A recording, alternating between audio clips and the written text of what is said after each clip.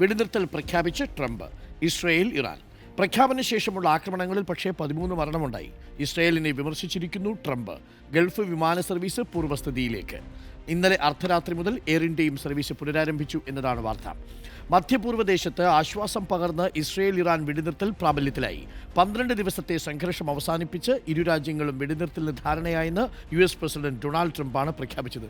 ട്രംപിന്റെ ഒരു കാര്യമേ ഞാൻ അത് ആലോചിക്കുന്നതല്ല, ട്രംപ് തന്നെ പല കാര്യം പല രീതിയിൽ പറയുന്നുണ്ട് അല്ലെ. പുള്ളിക്ക് തന്നെ ഒരു നിലപാടില്ലാത്ത പോലെയാണ് എനിക്ക് തോന്നിയിട്ടുള്ളത്. ട്രംപ് പറഞ്ഞൊരു വാചകം കൂടി കൊടുത്തിട്ടുണ്ട്. ഒരു ധാരണയുണ്ടാക്കിയതിന് തൊട്ടു പിന്നാലെ ഇസ്രയേൽ ഇറങ്ങി ബോംബിടൽ തുടങ്ങി.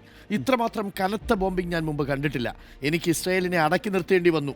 വളരെ കാലമായി രൂക്ഷമായി പോരടിച്ചുകൊണ്ടിരിക്കുന്ന രാജ്യങ്ങളാണ് നമ്മുടെ മുന്നിൽ.